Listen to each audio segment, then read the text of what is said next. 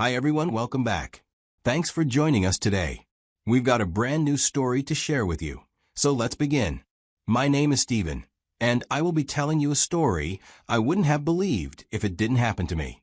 Life has a funny way of flipping everything upside down when you least expect it.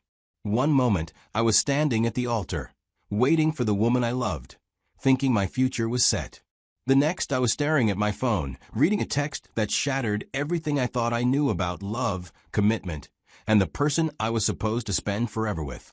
For almost 2 years, I was in what I thought was the perfect relationship. My fiancée, Michelle, and I had built a life together.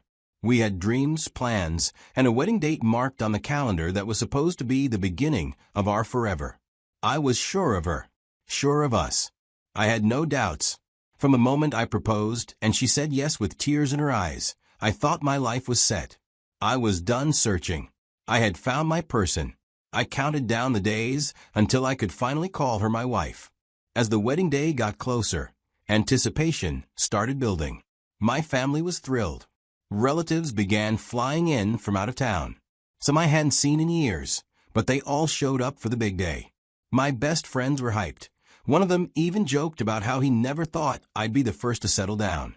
On the wedding day, I woke up feeling nervous, but excited. Everything was set. The venue was decorated, guests were arriving, and I was wearing the suit I had carefully picked out. My best man clapped me on the back, telling me to relax. "This is your big day, man. Enjoy it." And I believed him. The ceremony was supposed to start at 2 p.m. At 1:58, I stood at the altar. The guests were settled in, whispering among themselves, waiting for the moment Michelle would walk down that aisle. The officiant gave me a reassuring nod. I smiled back ready. But then nothing happened. 5 minutes passed. Then 10. I kept my smile, but I could feel the shift in the room. Guests started glancing around, murmuring to each other. My parents exchanged concerned looks. Michelle's parents seemed just as confused, turning in their seats, probably expecting her to come rushing in any second. At 15 minutes, my best man leaned in. "Maybe she's just running late. Last-minute dress fixes or something." I nodded, pretending to believe that. 30 minutes passed. By then, the mood in the room had changed completely. My mother looked at me with silent sympathy, like she already knew what I wasn't ready to accept. Then, my phone vibrated in my pocket. I grabbed it quickly, and when I unlocked my phone and read the message, my stomach dropped. "I can't do this, Steven. I'm sorry." That was it. I felt like the air had been knocked out of my lungs. I immediately tried calling her. It rang once, then went straight to voicemail. I tried again. Same thing. By the third call, my hands were clammy, my breath unsteady. I turned to Michelle's parents, hoping and praying they had some kind of answer. But the confused looks on their faces told me everything. They didn't know. Her mother's eyes darted around. Her father pulled out his own phone and stepped out of the room, probably trying to call her, just like I was. By now, the guests knew something was wrong. A few got up and quietly left, pretending they had somewhere else to be. My groomsmen stood stiffly by my side, unsure of what to say. And honestly, neither did I. I had never felt that level of humiliation before. One moment, I was the guy about to get married. The next, I was just some fool standing alone at the altar. What was I supposed to do? Announce to everyone that the wedding was off? I took a deep breath. "She's not coming," I said, my voice sounding foreign to my own ears. It was the first time I had said it out loud. Michelle was gone. People started leaving in groups. Some awkwardly patted me on the shoulder as they passed by, muttering things like, "I'm so sorry, man," or "If you need anything, let me know." Others couldn't even look me in the eye. Through it all, there was only one person who didn't leave my side. Betty, Michelle's younger sister. She was the only one who rushed up to me, while everyone else backed away. She looked up at me, her face filled with genuine concern, and whispered, "Steven, I'm so sorry." And for some reason, those words hit differently coming from her. I didn't respond. I couldn't. I just stood there, staring at the exit, hoping against all logic that Michelle would walk back through those doors, tell me this was all some stupid joke, and everything would go back to normal. That night, I sat alone in my apartment, staring at the half-empty glass of vodka on the table, as if the answers were at the bottom of it. Everything from earlier felt like a bad dream, but no matter how many times I replayed it, the reality was the same. I kept asking myself, what went wrong? We had spent almost 2 years together. We had talked about our future, made plans, and dreamed of a life we were going to build. So how could someone who claimed to love me do this? And why didn't she have the decency to say it to my face? My friends, my family, strangers. They had all watched me stand there like a fool, waiting for a bride who was never going to walk down the aisle. If she had doubts, why didn't she talk to me? If she didn't want to marry me, why did she let things go this far? I had spent months preparing for this wedding, making sure everything was perfect for her. And, in the end, I was the one left picking up the pieces while she disappeared.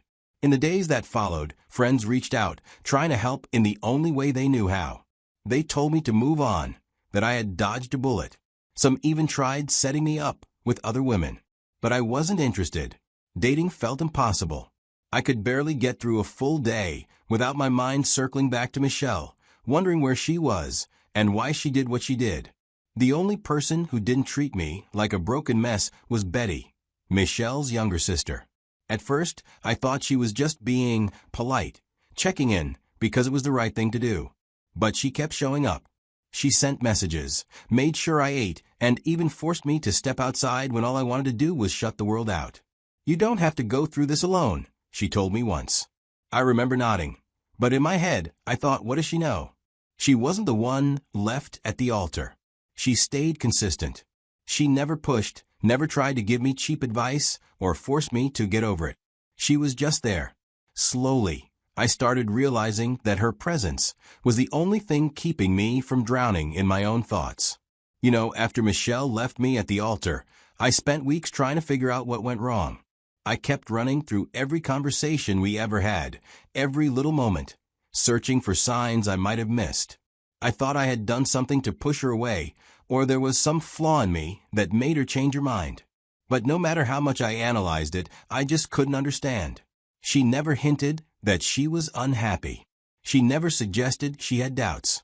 Then one evening, Betty came over like she had a few times before. She brought takeout, we sat on my couch, and she started talking about random things, trying to make sure I wasn't drowning in my own thoughts. And then, out of nowhere, she got quiet. She set down her drink and took a deep breath. I could tell something was coming, but I wasn't prepared for what she said next. "Stephen, I need to tell you something. It's about Michelle." At first, I braced myself. Her voice was serious, but hesitant, like she was debating whether she should even say it. "She didn't leave you because she was scared of marriage. She didn't leave because she got cold feet. She left because she never actually ended things with her ex." I felt my whole body tense. "What do you mean?" I asked.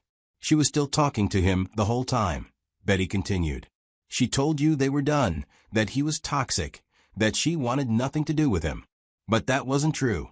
He was still in the picture. And on your wedding day, she ran away with him." I had spent all that time blaming myself. But the truth was, Michelle had been lying to me for who knows how long. And she didn't have the decency to be honest about it. I closed my eyes and took a slow, deep breath. At least now I knew. I opened my eyes, looked at Betty, and nodded. "Thanks for telling me." She gave me a sad smile. "I figured you deserved to know." And she was right. I did. If you had told me a few months ago that I'd be spending so much time with Betty, I probably would have laughed. Not because I didn't like her. Betty had always been nice, but because, in my mind, she was just Michelle's younger sister. The quiet and responsible one, compared to Michelle, who could light up a room with her presence. Sometimes for the wrong reasons. Betty was different. More reserved and thoughtful. But after Michelle left me at the altar, Betty was the only person who really stuck around. And with time, our conversations turned into hangouts. Not dates, but we found some kind of comfort in each other's company. Sometimes, we'd grab coffee and talk about nothing in particular. There was never any pressure, never any expectations. And weirdly, for the first time in months, I felt like I could just exist without the weight of everything crushing me. It wasn't until one night, months after Michelle had disappeared, that everything changed. Betty and I were sitting in my living room, half watching some old movie, when she suddenly turned to me and said, "I have to tell you something." I glanced over to match her gaze. She said, "I've always had feelings for you. Even when you were with Michelle, I thought you were too good for her." I don't know what I was expecting, but it sure as hell wasn't that. I just sat there trying to process what she had just said. Betty? Have feelings for me? It didn't make sense. Not because she wasn't a great person, but because I had never seen her that way. I opened my mouth, then closed it again, unsure of what to say. A million questions ran through my head. Wouldn't this be wrong? Would people think it's weird? What if Michelle comes back? But before I could even ask, Betty shook her head and said, "I don't care what anyone thinks. I just know how I feel, and I think you should know too." That night, I lay in bed staring at the ceiling, lost in thought. I couldn't sleep. Everything Betty had said earlier kept replaying in my head. She had feelings for me, had always had feelings for me. How could I have been so blind? I thought back to the past year, to all the moments I'd spent with Michelle, never realizing that Betty was always there, lingering in the background. I tried to push the thoughts away, but they stuck in my mind. I wasn't going to jump into anything blindly. I needed to be sure of what I felt, sure that I wasn't just trying to fill the hole Michelle left behind. So, we took things slow, letting time do the work. And as the months passed, I started to realize something. It wasn't just that Betty was there for me. She made me feel different. Being with her felt easy. And maybe that's what love was supposed to feel like all along. We kept our relationship quiet, not because we were ashamed, but because we didn't want the noise. Just two people trying to figure out if what they had was real. And as time went on, I started to realize that it was. Getting down on one knee, holding out a ring, and asking Betty to be my wife wasn't something I ever imagined. But after everything we had been through together, after months of quiet, unspoken understanding, I knew there was no one else I wanted to spend my life with. She said yes. Just like that, without hesitation. We agreed almost immediately that we didn't want a big wedding. No massive guest list. Just something small, intimate, family and close friends, nothing more. The last thing either of us wanted was a repeat of my last wedding disaster, where 100 guests had to watch me get humiliated at the altar. This time, we were keeping it simple. But, of course, nothing is ever that easy. When Betty told her family, the reaction was mixed. Some of them were happy for her. They saw how we had grown close and supported each other through everything. They genuinely believed we were making the right decision. But others didn't know how to feel about it. I can't say I blame them. It wasn't exactly a normal situation. But Betty didn't waver. She didn't care what anyone thought. She told them straight up, Michelle made her choice. This is mine. And just like that, we moved forward, whether people fully approved or not. Michelle called when I thought I had closed that chapter of my life. My first reaction? Confusion. After everything she put me through, what could she possibly have to say now? I let the call ring out. No way was I giving her the satisfaction of a response. But Michelle wasn't the type to give up easily. A few minutes later, my phone buzzed again, this time a text. "Please, let's talk." I scoffed. Talk about what? I had nothing to say to her, so I ignored it. But Michelle wasn't done. Over the next few days, the messages kept coming. Some were short, "Can we talk?" while others were longer, filled with half-hearted explanations and vague apologies. She didn't take responsibility for anything, just danced around the real issue. At first, I didn't know why she suddenly cared after all this time. Then I found out. She had heard the news. Betty and I were engaged. She sent one final message that summed it all up. "You were supposed to be with me." I stared at my phone for a long time, feeling a mix of emotions. But one thing was clear. I didn't owe Michelle anything. So, I typed my response, short and simple. "You made your choice. And now I've made mine." I hit send, then blocked her number. And just like that, she was out of my life for good. The day I married Betty was one of my happiest days. The wedding itself was nothing like the one I had planned with Michelle. It was small, with just the people who truly cared about us. Michelle didn't show up. Not that I expected her to. And honestly, I was glad. I didn't need her presence looming over me, reminding me of the past. As I stood there holding Betty's hands, exchanging vows, I couldn't help but reflect on everything. I never imagined I'd be here, marrying her of all people. But as crazy as it seemed, it made sense. She saw me at my lowest and stayed. She chose me, not just when it was convenient, but when it was difficult. Looking back, I realized that for so long, I had been the one holding onto my past relationship. But standing there, looking into Betty's eyes, I knew this was the best decision I had ever made.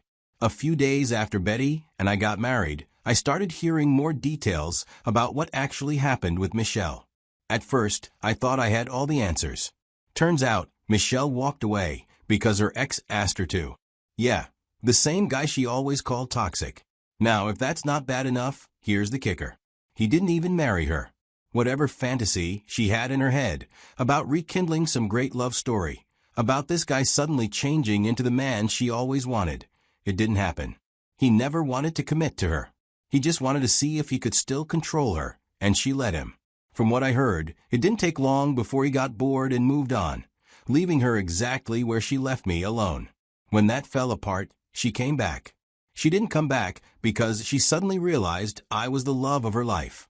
She came back because she saw that I had moved on and that I was happy with Betty. I learned some important lessons from all these. Sometimes, what feels like a disaster is actually a blessing in disguise. If Michelle hadn't left me, I never would have seen the truth about her. I never would have known what real love looks like. And I would have spent my life chasing after someone who never truly valued me. Real love isn't about excitement, it's about peace.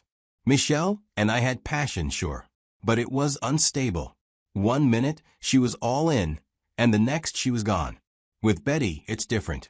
There's no guessing, no chasing, no wondering if I'm enough. I don't have to fight to be loved. I just am. And that's what love is supposed to feel like. Never hold onto someone who doesn't choose you. It took me a long time to accept that. But the truth is, love is a choice. And if someone can't choose you fully, without hesitation, then they don't deserve you. Don't try to prove your worth to someone who refuses to see it. So now I'll ask you, if you were in my shoes, what would you have done? Would you have taken Michelle back? Would you have ignored Betty's feelings? Or would you have done exactly what I did? Let me know in the comments.